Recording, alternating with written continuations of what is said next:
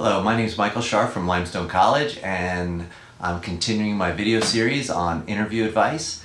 And in a previous video, I made a comment about always having questions to ask at the end of the interview.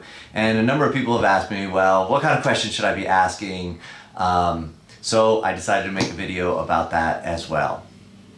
You should have 10 to 20 questions ready to go at the end of the interview, because most interviews end with, do you have any questions about the job or the position?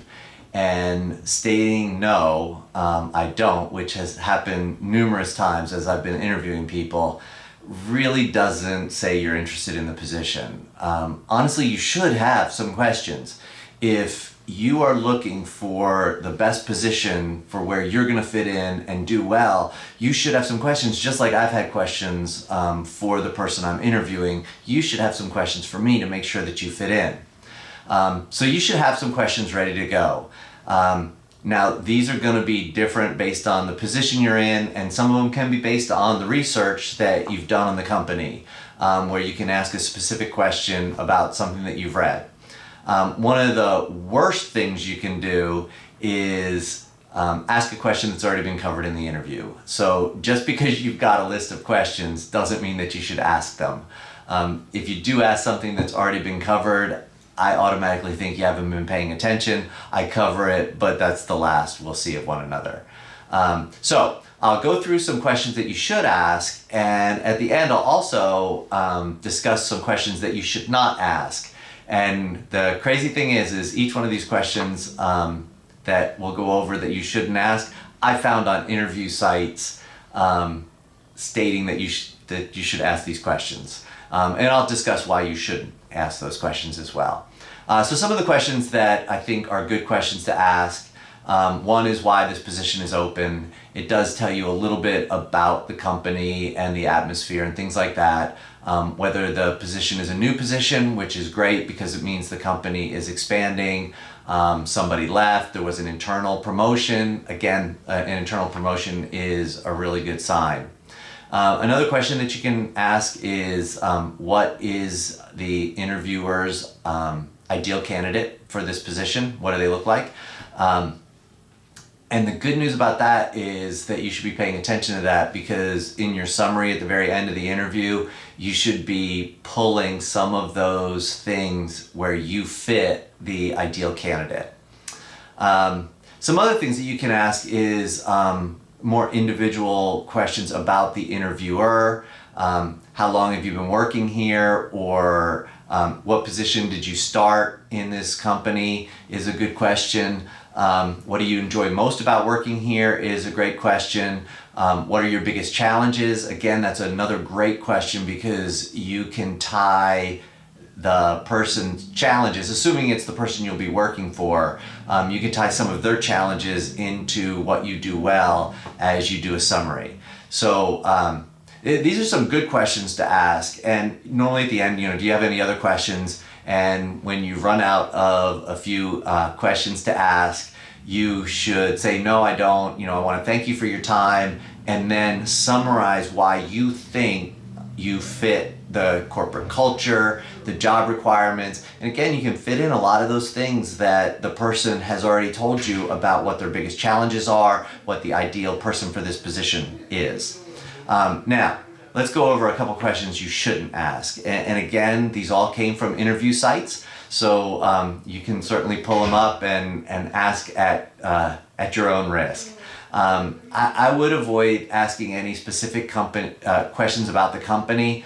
Some of them that I've seen are, what are the company's biggest strengths? Who are your top competitors? Things like that. And I say don't ask those because you should be looking those up. And kind of know what the company says are its strengths, and who the company's competitors are. You should know a little bit about the market that the company is in before you even go on an interview. So these are questions that make it look like you did no research. So I would avoid doing those. Any questions that make it look like you're more interested in what's in it for me than how I can help the company are questions to avoid. Some of those that I've seen are what processes are in place to help work collaboration. Will I have a mentor? How does the organization show it values employees? What new skills can I learn here? Of course, I've done 2 videos on salary expectations, but you should never bring up what kind of salary is this position or what kind of benefits this company has. As well as the last one is a tough one. I would never ask this in the initial interview, but it may be something that you want to ask if this really matters to you. I would normally ask this if you're being offered the job, but find out if the job requires a lot of overtime. So if you're a single parent and can't work a lot of overtime, that is a question that you should ask, because you don't want to get into a position where you don't do well at a company when they expect everybody to work till 7 or 8 o'clock at night if you can't do that. One last piece of advice I will give is I normally try to set up interviews for this very reason. I normally try to set up interviews as late in the afternoon as possible, 4:30, 5 o'clock, because then at the end of the interview, it's 5:30 or 6 o'clock. I can, without even asking a question, just by walking out, observe, is the entire office still there at 10 after 6? Or every office has a few people working. That certainly isn't an issue. If you're in a big city, most companies have pretty wide flex times. So there's always somebody in offices very late. But there's a big difference between that and it appears everyone is still in the office after 6 o'clock. And again, if that doesn't matter to you, then that's fine. If you have a family and need to get home, or you're a single parent, that may matter. All right, so in this video, we covered a lot of things that you can ask and a few questions that you probably should not ask. Again, be very conscious of not asking something that's already been covered in the interview, and always follow up with a summary using some of that information you gained during the interview on why you feel you're the best or a great candidate for the position.